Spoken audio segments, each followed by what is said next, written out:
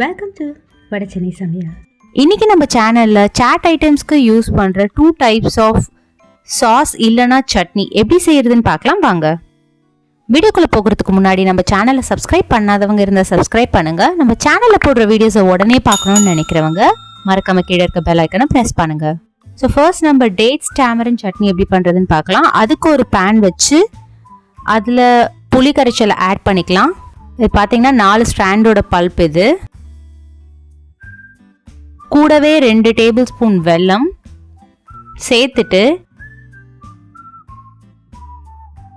கூடவே 6 பேரிச்சம்பழத்தை பொடியா நறுக்கி சேர்த்துக்கலாம்.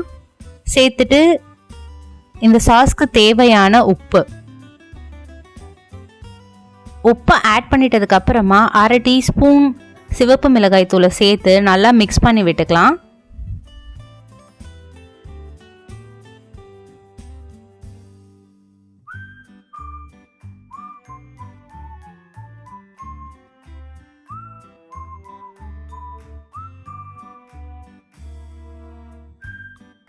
ஸோ இது பார்த்தீங்கன்னா மீடியம் ஃப்ளேமில் வச்சு தான் நம்ம இதை மிக்ஸ் பண்ணணும். அந்த வெல்லம் எல்லாம் வந்து நல்லா மர்ஜ் ஆகி இந்த மாதிரி திக்னஸில் உங்களுக்கு கிடைக்கும்.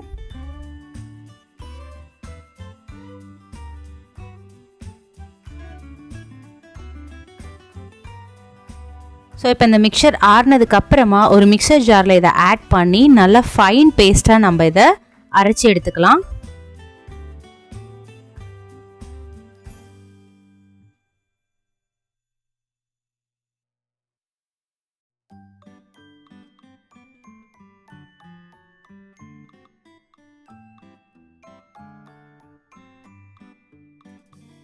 இந்த அளவுக்கு நம்ம பேஸ்டா அரைச்சி எடுக்கணும். இப்போ இதை நம்ம பவுலுக்கு ட்ரான்ஸ்ஃபர் பண்ணிக்கலாம்.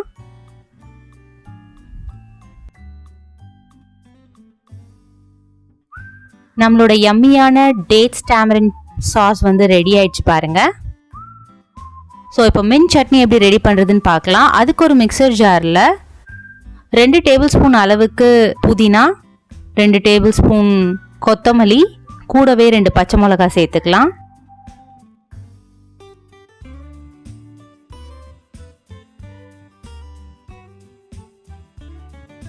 எல்லாத்தையும் சேர்த்து நல்லா ஃபைன் பேஸ்ட்டாக நம்ம அரைச்சி எடுத்துக்கலாம். ஸோ இந்த மாதிரி. ஸோ இப்போ மின்ட் சட்னி வந்து ரெடி பண்ணேன். ஸோ சின்ன பவுலில் 2 டேபிள் ஸ்பூன் புளிக்காத தயிரை ஆட் பண்ணியிருக்கேன். ஆட் பண்ணி மிக்ஸ் பண்ணதுக்கு அப்புறமா நம்ம அரைச்சி எடுத்துருக்கிற மின்ட் பேஸ்ட்டை இதில் கொஞ்சமாக சேர்த்துக்கலாம். சேர்த்து கலந்து விட்டதுக்கு அப்புறமா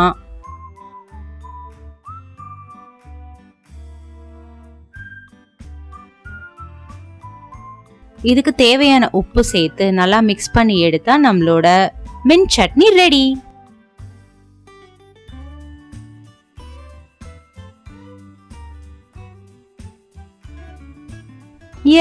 நம்மளோட 2 டைப்ஸ் ஆஃப் சாட் சாஸ் இல்லைனா சாட் சட்னி வந்து ரெடி ஆயிடுச்சு.